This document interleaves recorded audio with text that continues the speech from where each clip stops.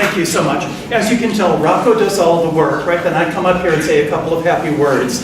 First of all, again, welcome. This series really can change how you approach problems. Having Lori start out with mindfulness is staggeringly important. I was a partner in a Big Four firm for a lot of years. You know, when you're working in tax, accounting, actually anywhere in business, any technical field, it's terrifying how many times teams make mistakes. You've got too much going on in your mind, you've got too many things you're thinking about, you're either too far in front, you're too far behind. That ability to stay centered and balanced when there's all kinds of stress, when you have lots of information flowing over you, that's probably the critical success factor as I look at people who made it up through big consulting firms. How do we do it? We don't do it by learning one more statute. We don't do it by learning one more rule. We do it through mindfulness. Lori Granger's been heading our wellness team for how many years? A bunch, right? This month, 1 year. Oh, I thought you were... I'm a newbie. Oh, you're a newbie. I am so be kind. And as she goes through the materials, I hope that what you can do is take a look at it and walk away with things that'll make a difference to how you approach your practice as you go forward. For that, Lori, thanks very much. Thank you. Thank you. Hello, everyone. You're busy eating, and I'm going to be busy talking to you. I am wondering if you were curious about the title of my presentation, being the CCO of your own mind. Can I see a show of hands? How many were curious? Very good. Okay, we're halfway there. I am Lori Granger. I've been teaching mindfulness since 2005, and I was lucky enough to land this job a year ago and be here with some of these wonderful people sitting in the front row from the Office of Student Affairs, and I'm lucky enough to be with you today. So thank you very much for the invitation. If you were curious about what the CCO is, maybe you Googled it. How many Googled it? No. Okay. How about the Chief Compliance Officer? Would you come to a presentation about the Chief Compliance Officer? Being the Chief Compliance Officer, I mean, as far as I'm concerned, I'm more into choice than compliance, right? How about the Chief Complacency Officer? I don't think that would have gotten many people either. And we will unfold what this is all about. So curiosity is actually a very, very important quality in any leader. Would you agree? Yes. Yes. Without curiosity, we would not have the lights on in this room. Correct? Okay. But curiosity is under threat. As you see from this slide, I used to be curious. We all used to be curious. I used to love wondering out loud. I don't do it anymore because there's Google for that, right? I used to be curious, but searching the internet has answered a lot of my questions. The poor cats, right? They can actually be curious, but they can actually take a nap, which is not something that we can necessarily do when we're busy multitasking. So we don't really have to wonder out loud about anything, as I mentioned, in the physical world anymore. We can Google that. We can find an app for that. There's an assistant. So we can become multitasking masters. However, did you know that multitasking is actually not very efficient and not very helpful, and it actually gets your tie wet? Stanford University found that multitasking is less productive than doing one single task at a time to completion. They also found that people who are regularly bombarded with several streams of electronic information, that's basically all of us, right, had trouble paying attention, had trouble recalling information, or switching from one job to another. A University of London study found that multitasking, when you're trying to do a cognitive task, actually lowers your IQ. So much so that they compared participants to those who had just smoked marijuana or stayed up all night. That's how low their IQ was. Not that that's necessarily a problem for all of us. So even as we're sitting here, I am asking you to split your attention. So right now, you are biting, chewing, swallowing. You're eating. You're listening. I can tell. You're answering questions. You may be managing social interactions. How close is the person sitting next to you? Is your lunch kind of mingling with their lunch? Maybe you're checking your smartphone. So, are you actually tasting? Actually tasting when you're eating in an environment like this.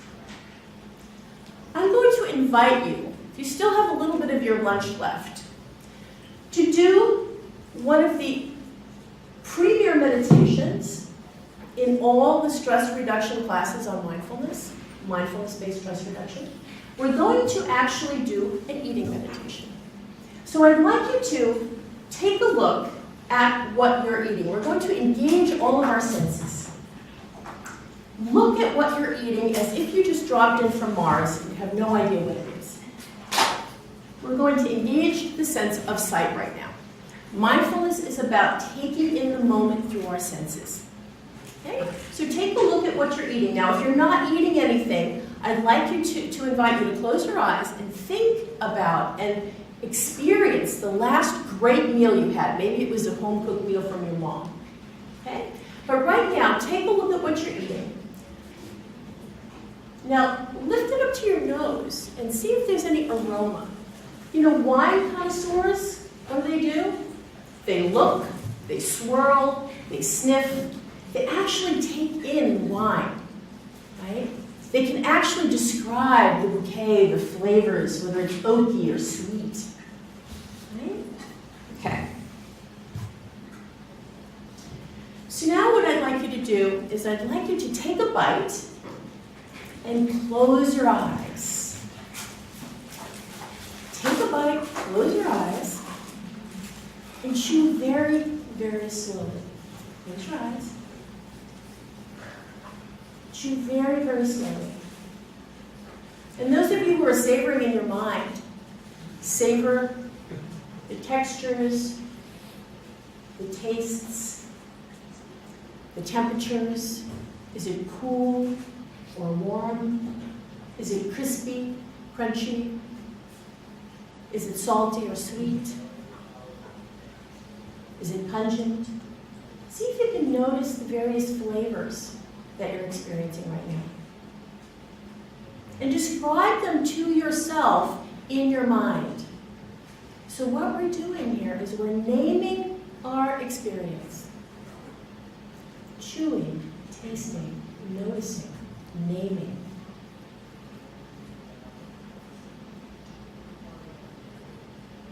Take another bite. Dig into this experience. Be present with it. Close the eyes. Savor the experience in your mind if you're not eating. For those of you who are not eating and you're thinking about a really great meal in reminiscence, who is it that's retasting that? What part of you is retasting that meal? Kind of a provocative question. It's the observer in you, the observer in your consciousness. Not to get too woo-woo, not to use the consciousness word.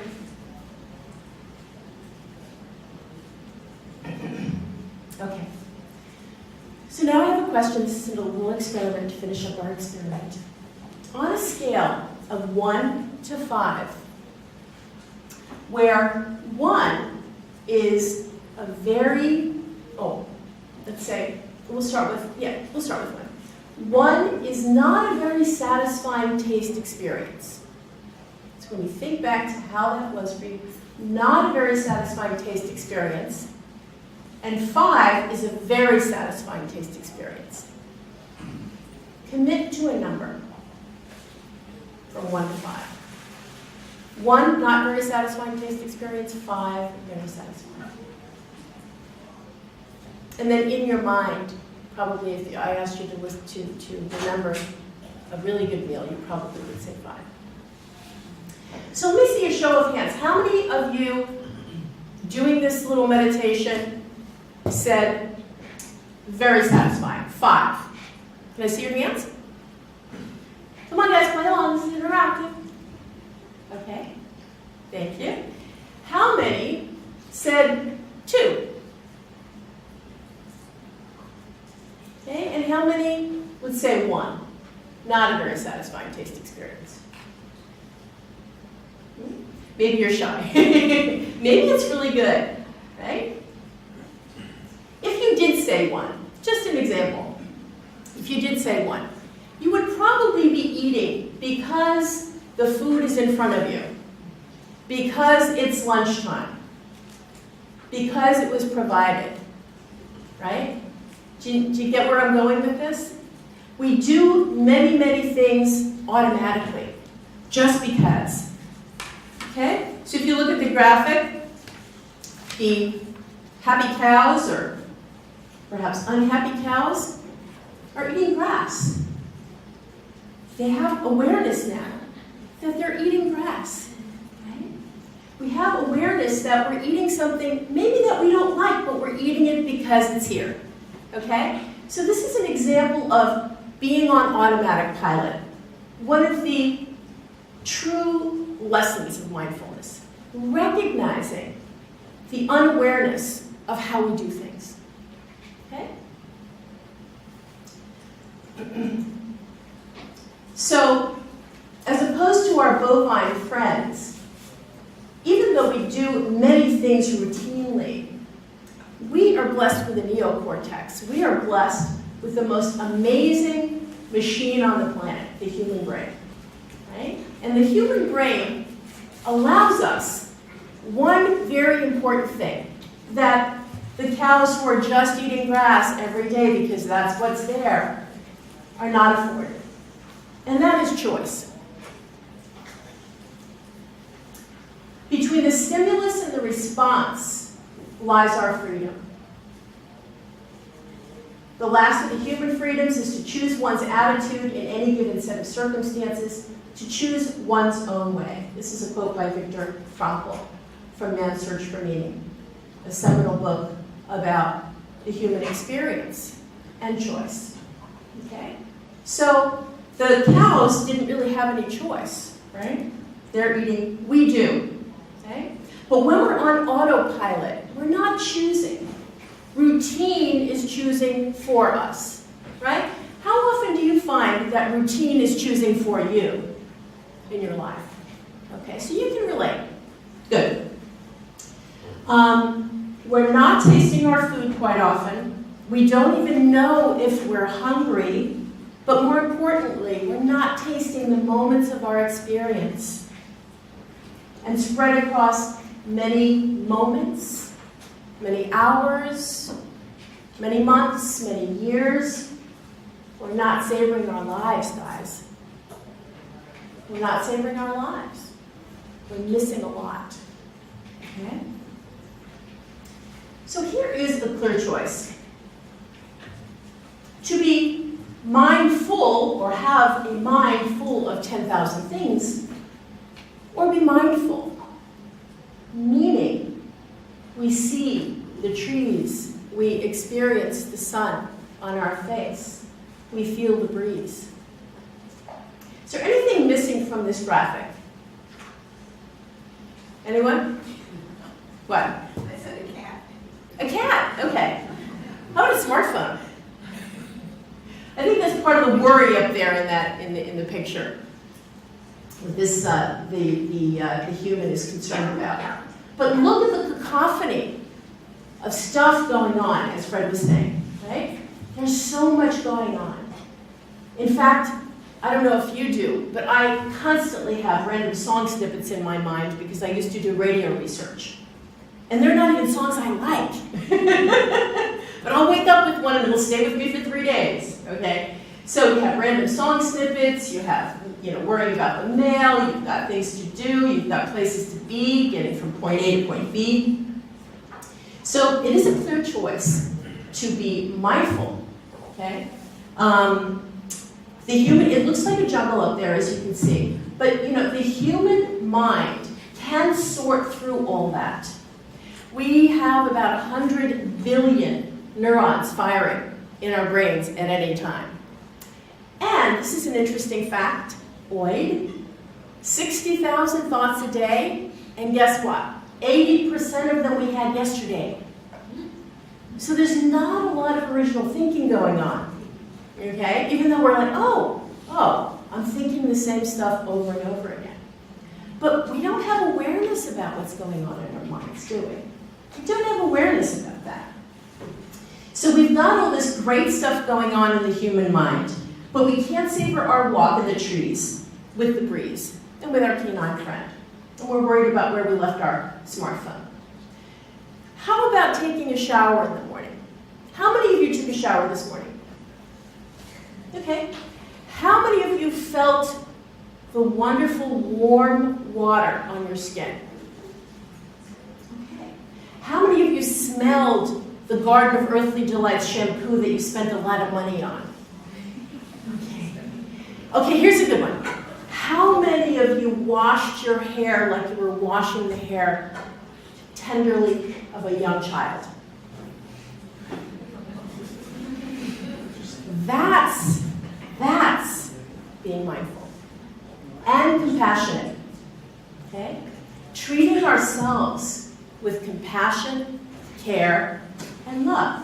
And taking our shower, because most of the time when we're taking a shower, we're already in the meeting that's going to happen after the shower, right? 2 hours later. We're processing what's going to happen. How am I going to respond? What am I going to do? How am I going to be responded to, right? So you're not really feeling the shower. I think I'm making the point. My mind is like a bad neighborhood. I try not to go there alone. I love this quote from Annie Lamott, a great writer, great Marin writer. But it's absolutely necessary in order to get some headspace. Thank you, Andy Pitacombe, with the app Headspace. It's absolutely necessary that you go there alone. Absolutely necessary that you go there regularly alone and discern what's going on in that jungle, what you need to let go of, what you need to prune, how you need to dig your roots in, what you need to do.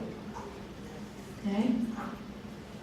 With so many opportunities to multitask and distract ourselves, we really don't know what's up in our own minds half the time. Correct? We just hear a bunch of yada, yada, yada quite often. There's an ongoing commentary. How you doing? How you doing? Oh, not doing so well. Oh, maybe you can do better. How you doing? How you doing? Right? Okay, we can call that the monkey mind. So helping a manager manage his or her own monkey mind is what executive coaches do. They've even coached NBA coach Phil Jackson with the Chicago Bulls, one of their greatest years. All the tech companies hire folks to help executives search inside themselves. Have you ever heard that statement? Search inside yourself? Or SIY?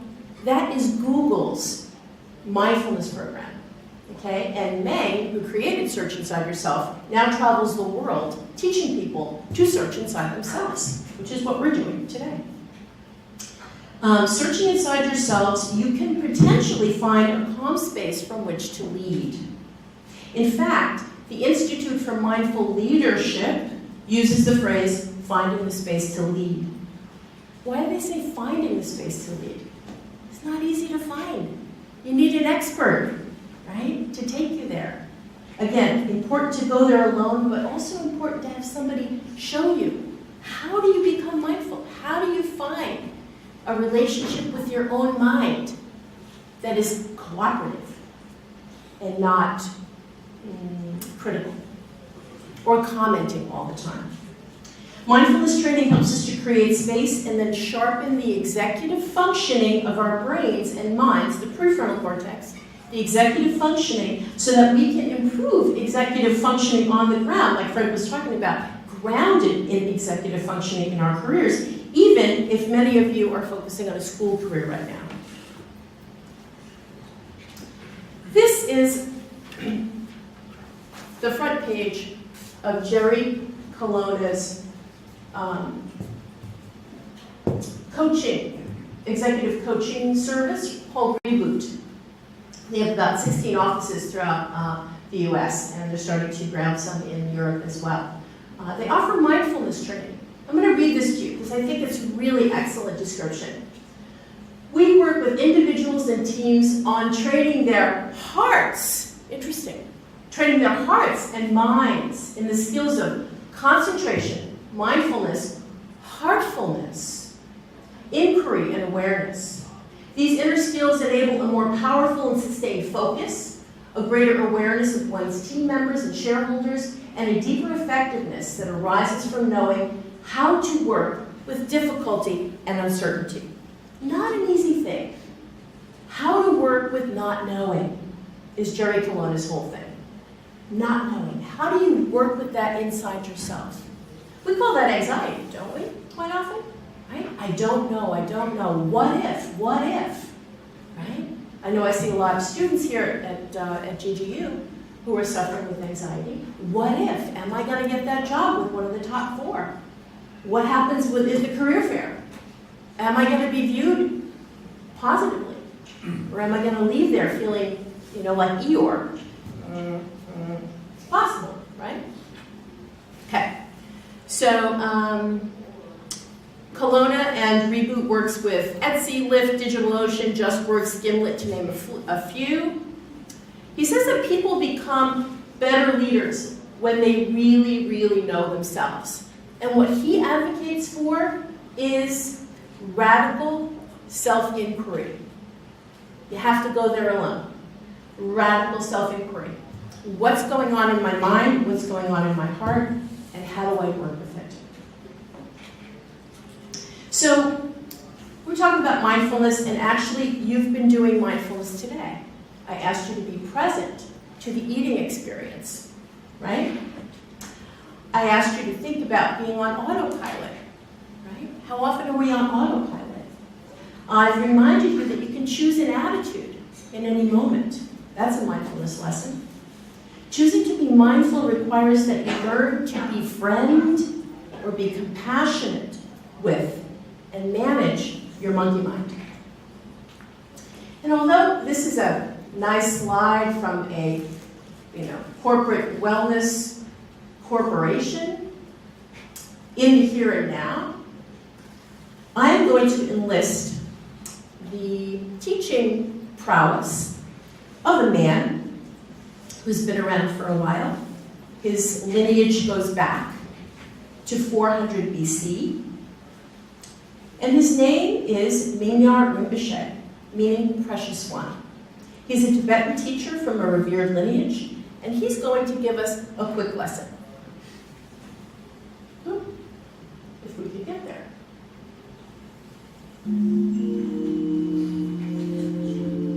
We can meditate everywhere, anytime. Even 3 seconds, 2 seconds, while you're walking, while you're having coffee and tea, while you're having a meeting. So we can meditate. Many people have a little bit misunderstanding about meditation. They think meditation meaning think of nothing, concentrate. So push too much. So we cannot block thought and emotion. In fact, we need thought. So whether you listen to your monkey mind or not, that's the issue. What I call monkey mind, mine is checking, So monkey mind is giving you opinion. So whether you listen to opinion or not, it's up to you, right? So through meditation, what we do is we have to make friends with it. But how to make friends? Just giving banana doesn't work. So right method is you need to give job to monkey mind. How to give job to monkey mind? So the simple meditation technique is be aware of the breath. So you ask monkey mind, hello, what's breath? So monkey mind says, good idea. And be aware of breath. Breathing in, breathing out, breathing in. There's a lot of thought comes at the background. Don't care, no problem. As long as you do not forget your breath, anything is okay. Not need too much concentration. Just simply be aware of your breath. Even through breath.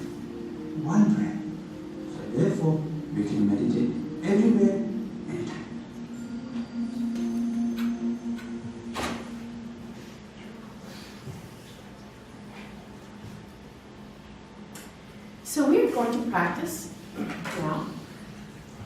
And what I'd like you to do is put everything aside. This is the mindfulness portion. It's experiential, interactive, right? And you don't have to go there alone right now. You're going there with a lot of others. So, putting everything aside and coming into presence, just notice what you feel even now. Do you feel the cool air on your skin? Do you feel your feet on the ground? Can you put your feet on the ground and feel the ground under your feet? What would happen if you opened your arms and just kind of laid your hands comfortably in an open posture? Open and curious. So I'm going to ask you to close your eyes and adopt a posture that feels balanced and grounded.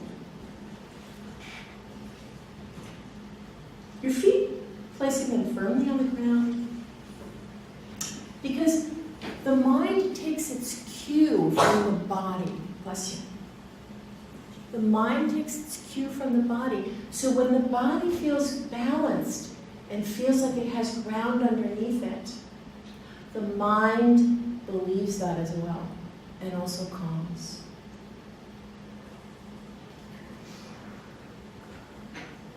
See if you can straighten your neck, pull up at the back of the neck, tuck in the chin slightly as if you're holding up the sky with the crown of your head.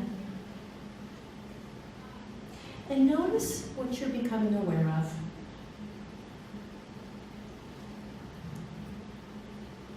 Perhaps you hear my voice more clearly, or you hear other ambient sound.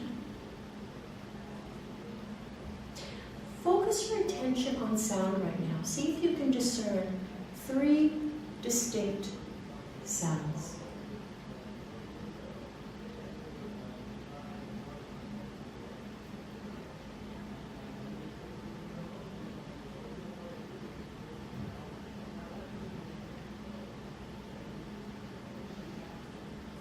Sound is always present. It always anchors us to the present moment. See if as you breathe you can detect the sound of your breath. Breathing in through the nostrils. Breathing out through the nostrils. Or just the slight feel of the breath riding over the upper lip into the nostrils and riding back out.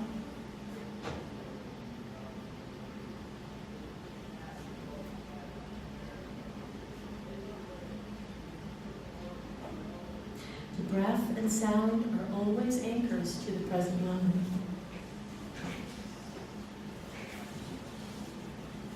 Anytime we direct our attention to where we intentionally want it to go, we are building awareness.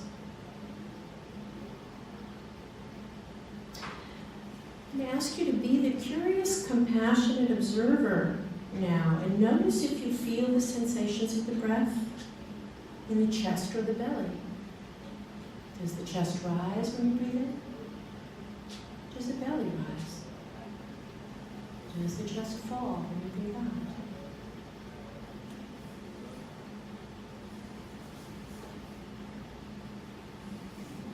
And just allow the breath to breathe itself as you ride the wave in and out, just for a couple of breath cycles.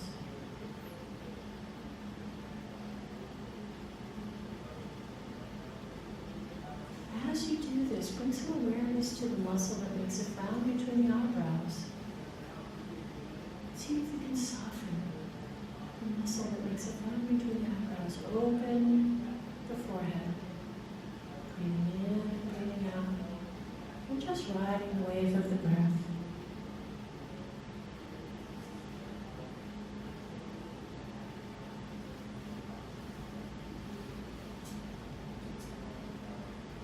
You may notice the monkey mind chattering to you, yada yada. That's okay. Giving the monkey mind some something to do, paying attention.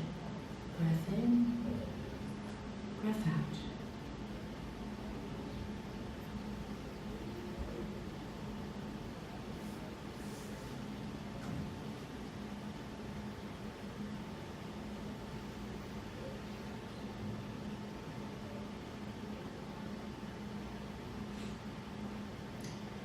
Now we're going to give the monkey mind a little more work. On each one of your exhalations, you're going to say a number in your mind. So we're going to count from 1 to the number 10 with each successive exhalation.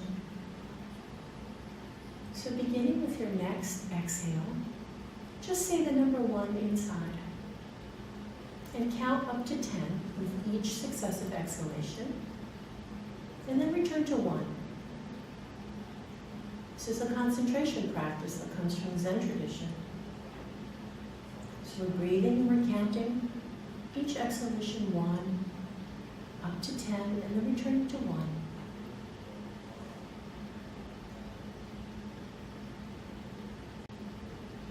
You'll notice that you've trailed off if you get to 20, or if you get stuck on 3. So 1 to 10, return to 1. I'll let you practice with that for a few breath cycles.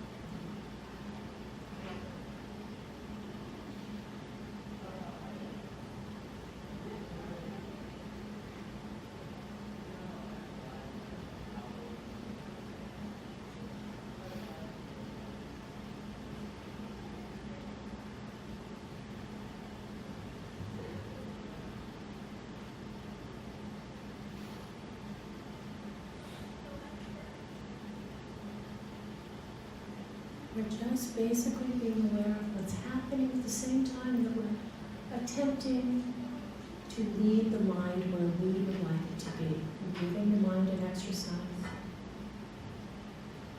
And noticing thoughts, feelings, boredom, questions.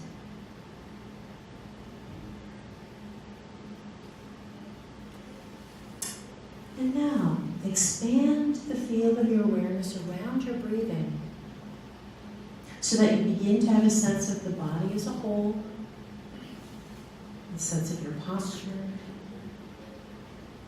feeling your body making contact with the chair.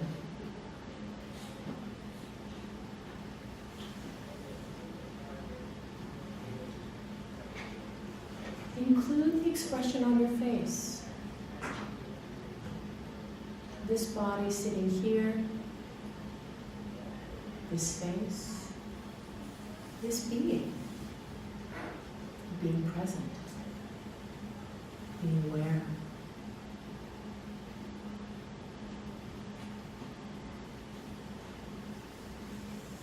I invite you to allow a very subtle smile to form on your lips. And notice how that feels inside your face. Allow the quality of kindness and gentleness to move across your face. Energy of the smile, brighten your face. Or just notice what you notice, without expectation.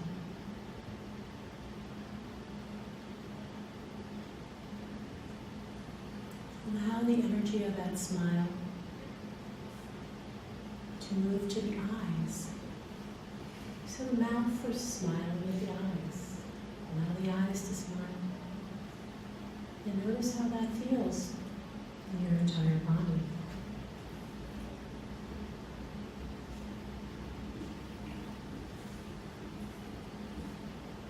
Being curious, being aware.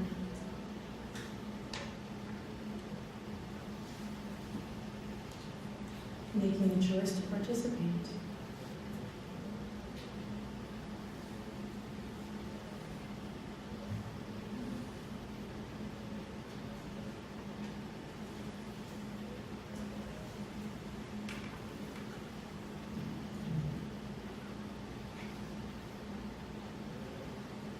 And as you sit in this state of relaxation, awareness, presence, I'd like to invite you to set an intention for yourself for the rest of the day. How do I intend to be with myself for the rest of today?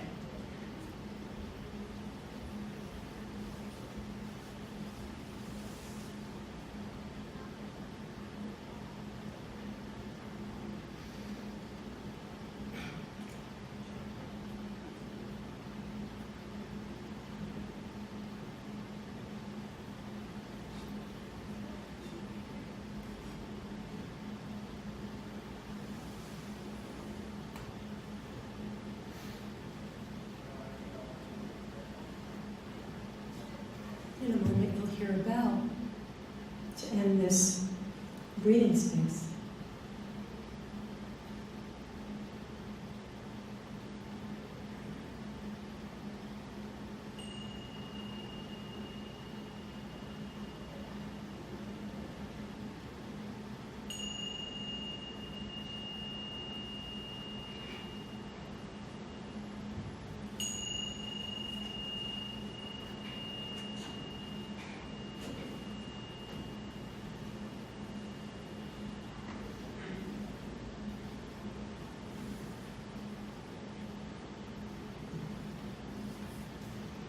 Managing the monkey, excuse me, as Jerry Colonna and other executive coaches refer to it kindly, less kindly as the monster in your mind, is the precursor for managing others or anything else. Many powerful, successful people have ultimately failed because they simply fed the monkey or the monster the banana. They didn't manage their own impulses, stress, arrogance, or set clear intentions.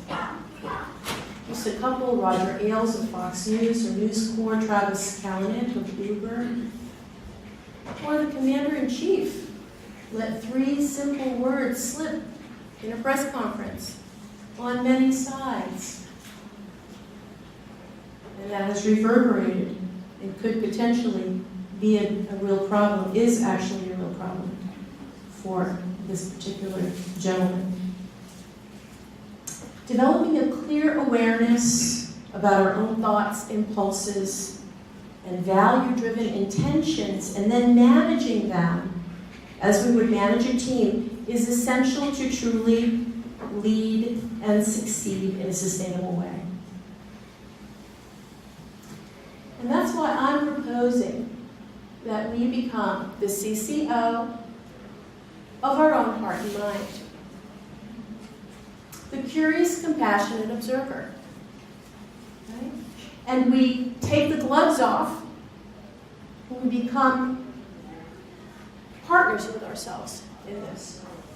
So, curiosity asks us to go inside, to say in any moment of experience, what's going on? What's going on in here right now? What's happening?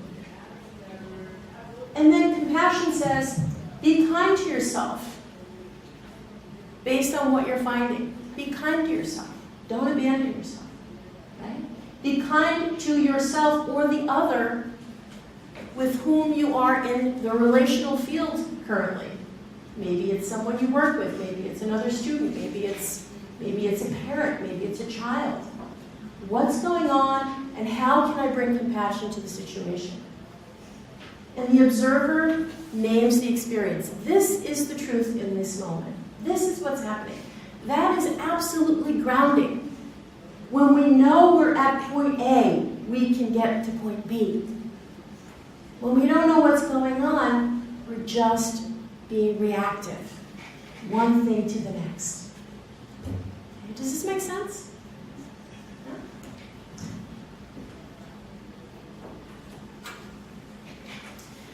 So some traits of the CCO that I've put together. The CCO, the curious, compassionate observer, is curious about, not oblivious to, the contents of his or her own mind. Did you guys notice anything? Did anything surprise you when you tried to go up there? Anybody? Or was it really still and beautiful and wonderful? Did anybody hear a monkey? Yes. Okay. Is curious about, not oblivious to the contents of his or her own mind. Is compassionate about what he or she finds there. Sets intentions for optimizing mind, body, and heart. How can I take care of myself best? What would I like to see myself do? It's different than goals. Goals are, I want to lose, 15 pounds, and this is how I'm going to do it. Right? Intentions are, I want to be in a healthy body. What does that mean? You build your goals based on your intentions. But setting intentions is like making a pact with yourself. Right? It's like making a contract with yourself. And then you notice when you're not following through. And you don't say bad, wrong. You just say, this is how it is for me right now. And you go back to one, just like you did when you were counting your breaths. You go back to one. You start where you are, with kindness and compassion. The CCO stays consistent with value-driven choices and behaviors. Right? What is driving my behavior? Can I choose right now? Can I choose something other than what seems to be what I need to choose? Minyar Rinpoche, who I played that wonderful little clip for before, he decided one day that he was going to just leave, even though he had 5 books, was living the life of luxury. He wrote a note, put it into a family member's, I think one of his brother's room, and took off and decided he was going to become a wandering monk again, like the original monk, right? Siddhartha. So his value was to go deeper into understanding himself. Right? And that's a big choice. So even though it would seem like, what? Unconventional, like me too. I was an international radio broadcast consultant, traveling back and forth to Europe every 12 days, right? Everybody was like, wow, what a life. I was like, I'm in a jet lag fog actually most of the time, right? Okay, and I chose something else. So we have choice in this life. Let's all step back that way now. And changes automatic reactivity into skillful responsibility. The ability to respond is very different than reacting. Someone passes us on the freeway, right? It's like, oh, how dare you? You're in a different car. I'm in this little car. I'm the only one on the road. It's kind of funny, right? We're in this little vehicle and we're under the big blue sky and we think everyone else is doing something else or doesn't need to get where they need to get, right? So responsibility says, oh, it seems like you're in a hurry, right? I'm going to respond a little differently. So please go, right? The ability to respond takes a moment, takes a pause. You guys see my pause button? It takes a pause. It takes a breath. It takes checking in. The CCO practices curiosity and compassion toward others by listening exquisitely. As therapists, which I am one, a licensed marriage and family therapist, I practice listening exquisitely, being inside the experience of the person sitting across from me. If you're a if you're a CEO, it would be great for you to be able to listen to board members, to your employees, right? To committee chairs. Very important to be able to listen exquisitely to someone and really get where they're going, get where they're coming from. That's how we used to say it in the 70s. So I'd like to offer you a mindfulness tool that I also have handouts for in the back. And this is something that you want to put on your refrigerator and you want to begin to practice, because what it does is it builds the ability to respond. as opposed to react. And that's one of the best uses of the human brain that you can find. Okay? So here we go. It's an acronym like everything is. We have an S. Something is stressing you out. A person, an experience, you lost your phone like I did yesterday. Something is stressing you out. Stop fully. Take 3 full belly breaths. I didn't teach you how to belly breathe, but I'll teach you something else, which is also very effective.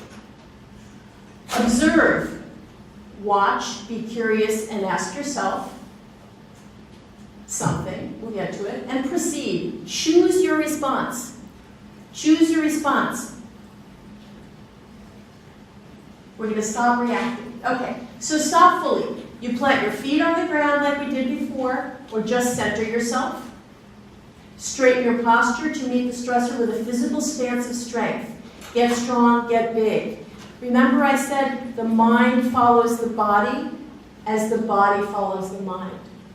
Okay? So if you bring those two things together, it's very powerful. Quite often, our mind is not where our feet are. Is that true when you're driving? Your mind is already at the destination when you're taking a shower, right? Your mind is already somewhere else. So bringing the mind and the body together, stopping fully, getting strong, adopting a position of strength. Taking 3 full belly breaths. You can count mentally 3 on the inhalation and 6 on the exhalation. If you extend your exhalations, you will receive more oxygen to your brain, and it will calm your nervous system down. Okay? I can teach you the belly breath as well, but I'm not sure if you want to go that far because I want to leave a little bit of room for questions. So count mentally, breathing in, breathing out,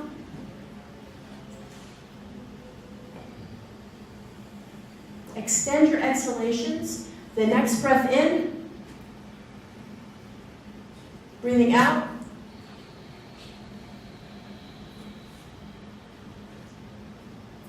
Okay? Always try to, when you're in a stressful situation, extend your exhalations. You will feel much better. Observe, watch, be curious, and ask yourself, what is going on inside me right now? Name the thought. Is it worry? Am I predicting something? What if? Am I anticipating something? Name the experience in your body. My heart is pounding. My face is hot. I did that before I started. I said, oh, heart's a little pounding. Oh, a little bit of cheekiness here. Okay. And that's okay because then I put that energy of the nervous system into the prefrontal cortex, my executive function, and it said, that's to be expected.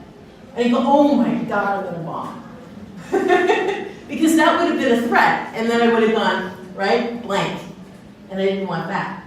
So name the thought, name the experience in the body, name the experience in your feeling center. I feel frustration coming up. I'm getting nervous or scared. When you name it, you can tame it. When you name it, you can tame it. This is becoming the observer of your experience in any moment, inside yourself and in the moment you're in. And then you proceed, you choose your response. You continue to calm your system. You know the answer to this question. How do I not make things worse? Okay? That's an important question to be responsible. How do I not make things worse? That's the word skillful. When you're skillful, you don't make things worse. What are my options in taking care of myself and or someone else in the moment? Some might be take time out, take a walk, call a friend, write down your feelings, think about what you need to say, and say it clearly with, for if you've ever been to a therapist, I feel ... because is an important tool. Because again, you're saying, I know what's going on. I'm at point A. What do I need to do to get to point B? Okay? So this is your mindfulness tool. As I mentioned, I do have some handouts on this, and it's a very, very important skill to practice. The Power of the Pause is an initiative that I have going on at GGU. If you haven't been in one of my little workshops, they're really powerful, they're really great. Actually, I forgot to bring a testimonial I got, but I can tell you, a law student wrote to me and she said, I spent 25 minutes with you, and the class that I had after spending that time was magical. I felt so different. I was like, whoa, magical? I gotta share that. Put it on Facebook. So the Power of the Pause labs are happening for accounting students on Tuesdays from 4:30 to 5:30 in room 5206. You've seen the graphic around school. Tarek Hassan helped me to, he created that for me actually. And you can sign up on tiny URL GGU Power Pause. Okay? And I would like to end with saying that calm is a superpower. Just because I can, and because I chose to do it. And I think it's true. Calm is a superpower. Would you agree? Yes? So you can contact me with this information. I'm in the building. I'm normally in the building. So if you want to contact me about anything specific or anything more general, that's fine too. I'm available and I want to help. And I do thank you for your mindful attention today. Thank you so much.